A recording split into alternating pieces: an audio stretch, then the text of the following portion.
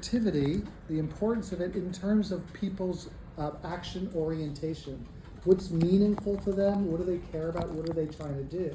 And seeing that as linked to a larger changing historical formation. At the same time, I thought you were going to talk about the Protestant ethic. So you mentioned it, but you said everybody's read it, but not everybody's read it for sure. Weber's argument is that capitalism emerges as an unintended, an unexpected consequence of a change in religious doctrine, where Puritans think that the only way to be saved involves a kind of engagement with the world, as opposed to, like the example that Terry gave of a kind of retreating version, active engagement in the world, where people believe that they can assure themselves of salvation if they conduct their lives in rational ways of pursuing economic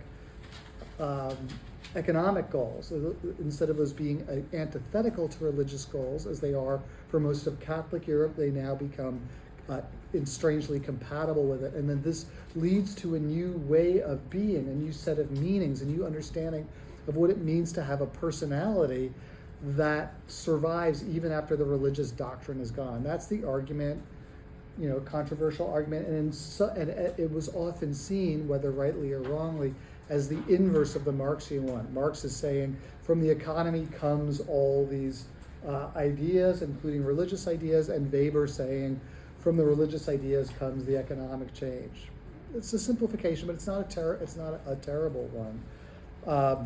And this sort of Weberian idea of culture then becomes somewhat loosened to be about focusing on meaning, and also tending to be seen in historical works.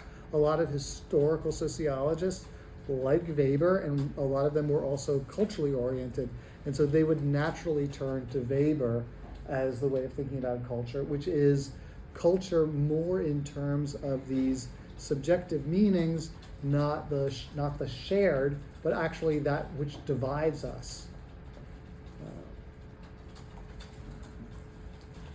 In fact, I'm going to write that down. I hadn't thought about that, but it's true. Weber, culture divides us.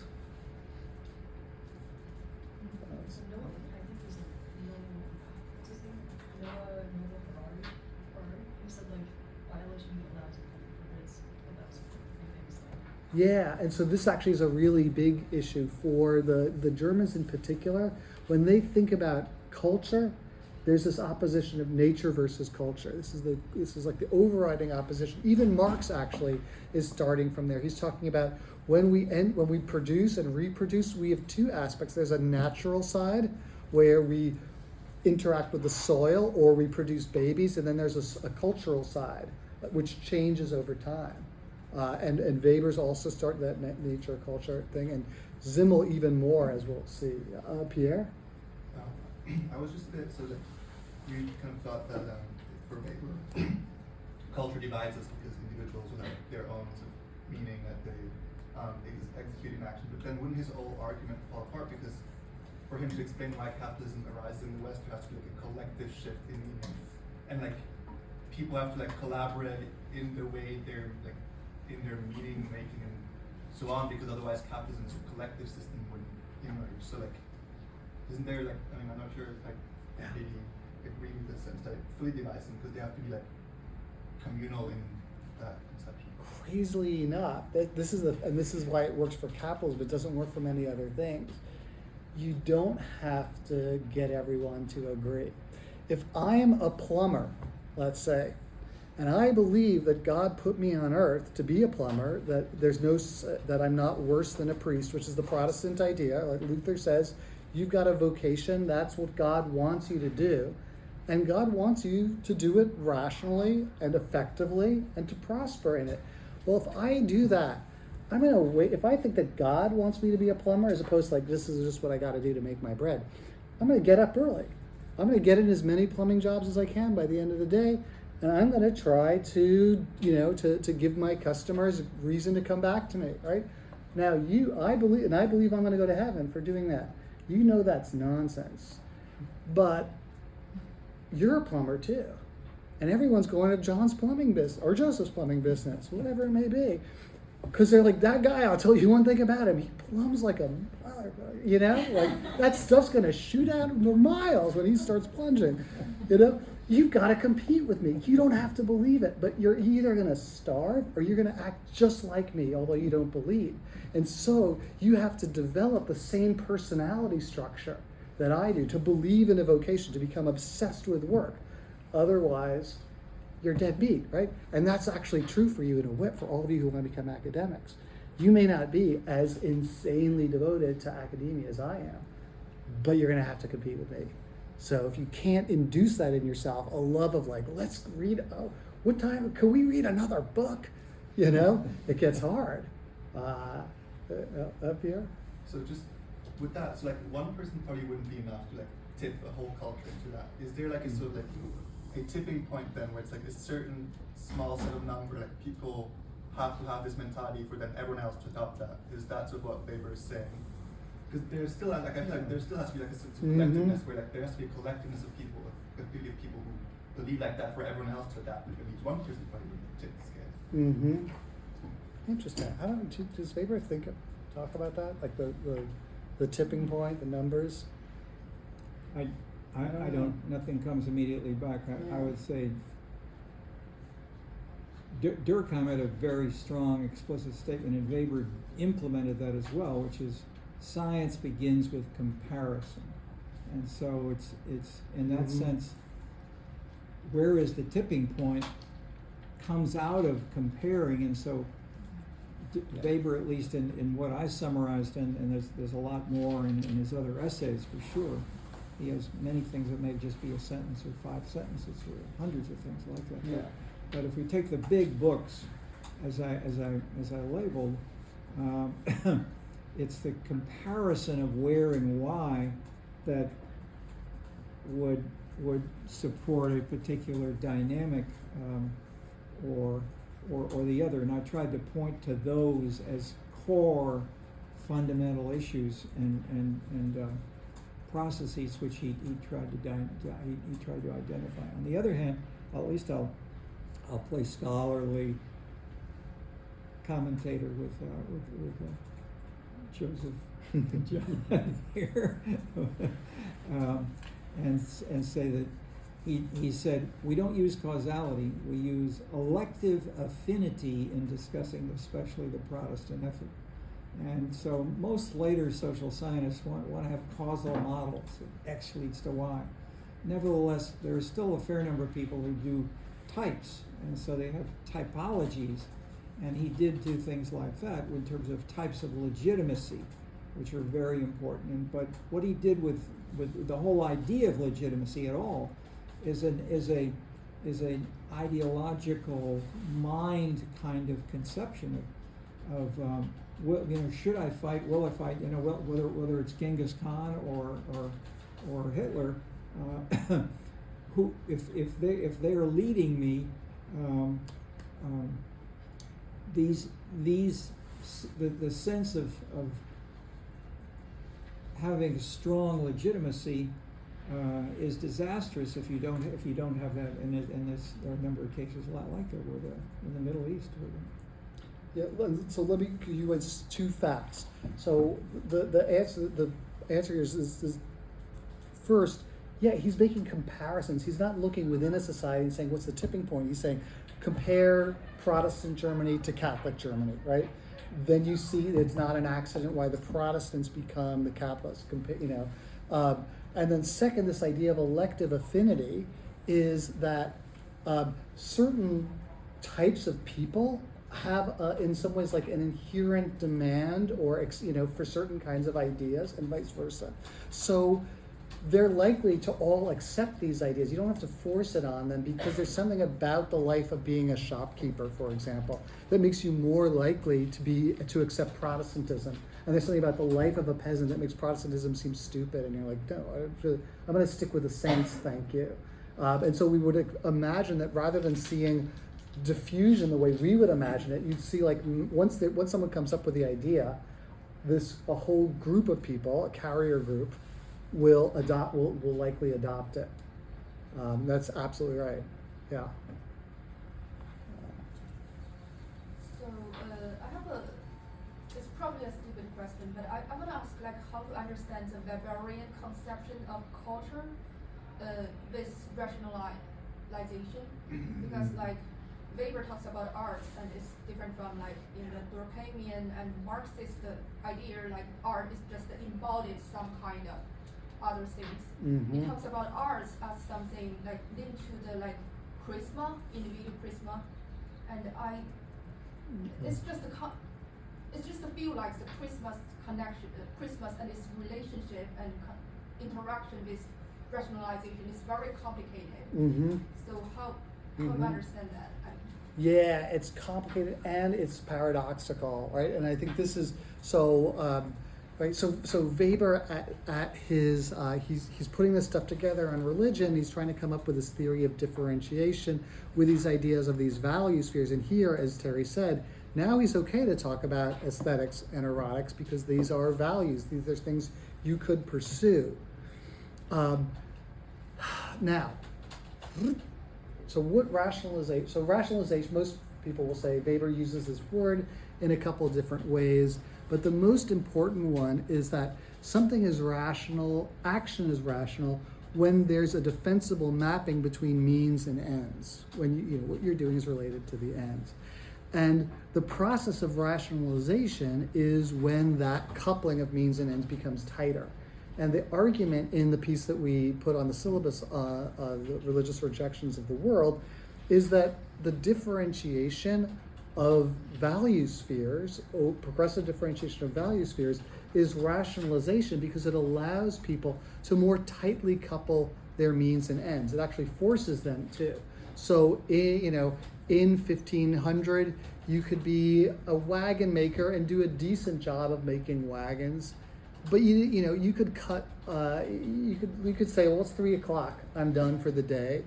And you don't have to try that hard because you're not competing. You're not forced to rationalize your production. But the same is true for all these other spheres because people haven't really identified exactly what they're doing. They think like, I'm making wagons, not I'm making profit. I'm trying to accumulate wealth.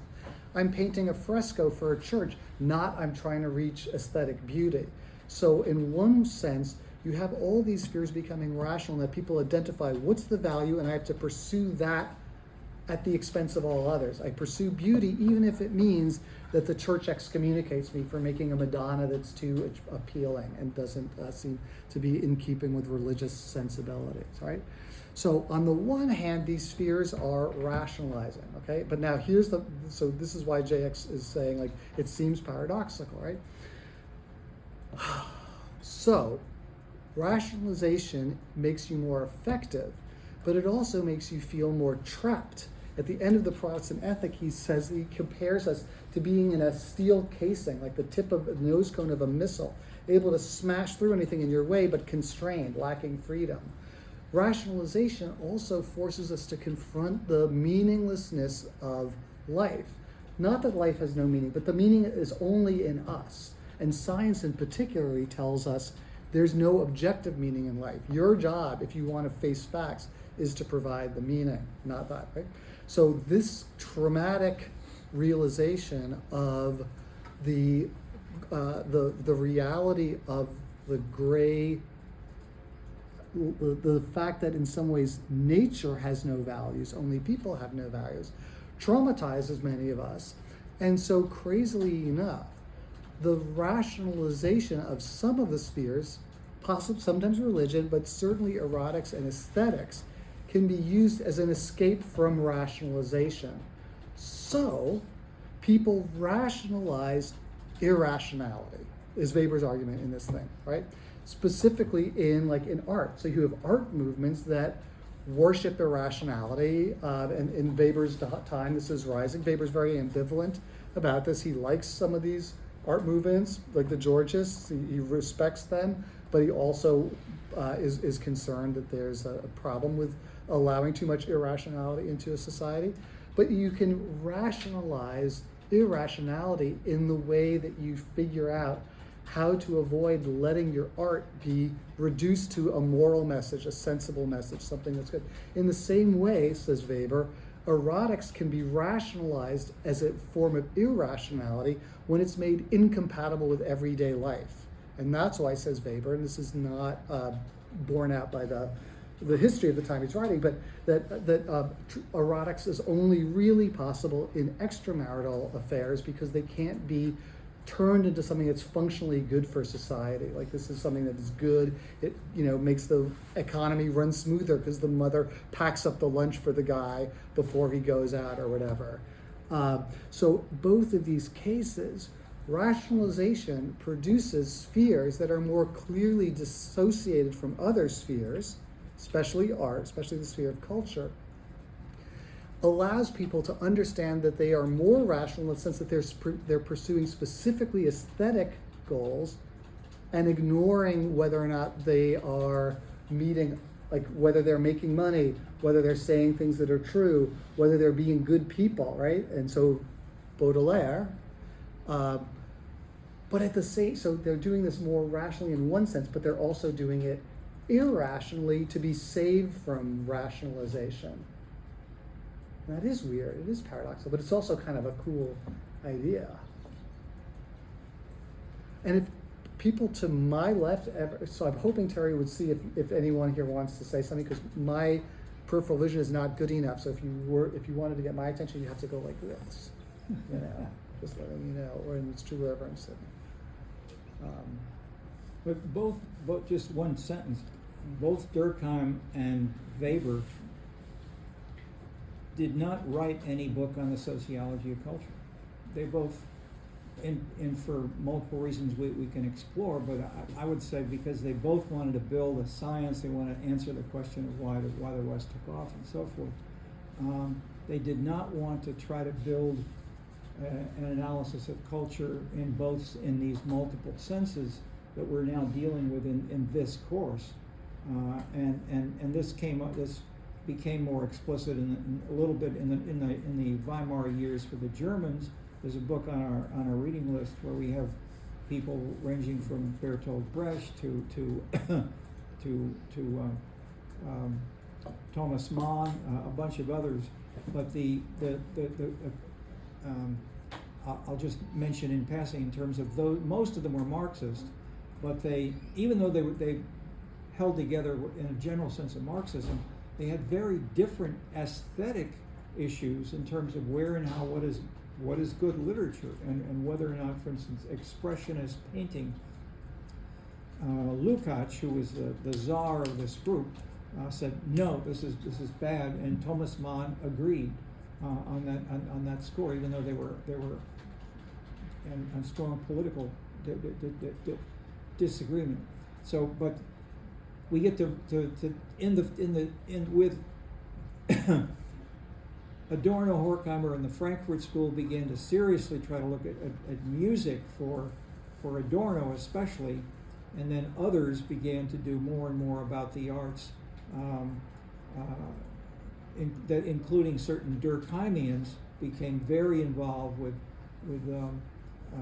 and so there's a book which is on the Durkheimians as art, the Durkheim sociology of art for Durkheimians, and so this became a much more serious central issue. And if we come today, this is, I think, still the largest, or at least the fastest growing section in both the European and the American Sociological Association, is called culture. So there are a lot of young people working on this, but there are very few people who are really at the top, who are building first-rate top analyses of culture. So the place is for you to lead into the future. I just realized, I completely forgot until you said, like, they didn't do sociology of culture, which is 100% of course true, although the Durkheimians are starting to think about culture, the next generation after Durkheim's gone, right? As Terry's shown in his own work. But Weber wrote a book on the rationalization, or maybe it was a long essay that was republished as a book on the rationalization of music, right? as an example of the particularly Western way culture changed, right? So, this will probably take up the last 5 minutes because I'm not good at explaining this. And Terry, if I'm getting it wrong, you just got to jump in. So, for whatever reason, Western Europe has developed this 12-note scale, and they're anchoring it on two things: the octave and the fifth. These are harmonics that have they're ratios that have been understood since the Pythagoreans as having this kind of mathematical representation. But the thing is, you can't. Okay, so an octave is when the frequency is half of an octave up is you double the frequency or half the wavelength of something in a string. So, and the fifth is 2/3, right? It's 2/3. But you can't have 12 intervals there and have them all have the same ratios if you think of these ratios as being progressive, because it matters where you start. Every key sounds a little bit different. If you make a keyboard, it doesn't sound different if you have a fretless instrument. You can do that. But if you want to have a keyboard where you press a button, the button that is the fifth for one note is not going to make the same ratio when you do it as a fourth for another note. So,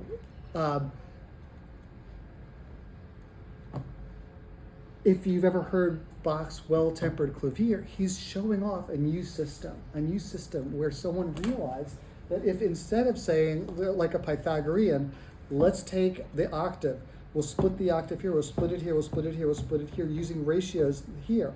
But rather we say one step up is the 12th root of 2, the next one is the 12th root of 2 squared, the next one is the 12th root of 3 times, etc. Then when you get to the octave, you'll have gotten twice as much. Do you know music, Anne? Okay, so maybe you should say this if I. No, I don't know music that well. Okay. So I think so. I'm getting. So then you can shift from one key to another, and every key it'll all sound the same. And before that, some keys sounded bright, some were happy, some were sad, right? And so Bach is showing off, is blowing people's mind, like, look, I can shift, and it's still the same, you know. That kind of breakthrough for Weber is an example of rationalization. Linear perspective would be another kind of example of rationalization, where some people say, like, let's have a way of representing space that's consistent in some ways. It's mathematically consistent. In other ways, it's inconsistent. We could talk about linear perspective and stuff like that. But there's something distinct for Weber about the Western development of art that comes from this application of rationalization, yet it also can provoke irrationalization as a counter to it. Because rationalization can be miserable. You know? Yes. Wagner. Yeah, which we'll get to, I think, next time. And the other thing that the Weberians took from here about culture was this idea of disenchantment, that rationalization also involves being disillusioned, living in a world in which you know there's no magic, there is no tooth fairy, there's no Santa Claus, there's no Jesus, and you have no soul. You know, welcome to Earth. And face the idea that, like, facing up to that is part of the modern world. That kind of disenchantment being a distinctive aspect of the rationalization of culture.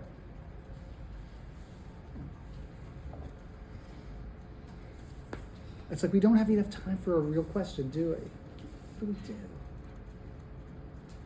Or comment. You don't have to only ask questions. You can just say stuff like, bullshit. Bullshit. It's okay. Here's to re-enchanting the world. Yeah, let the release the leprechauns. Okay, so I guess we are out of time now.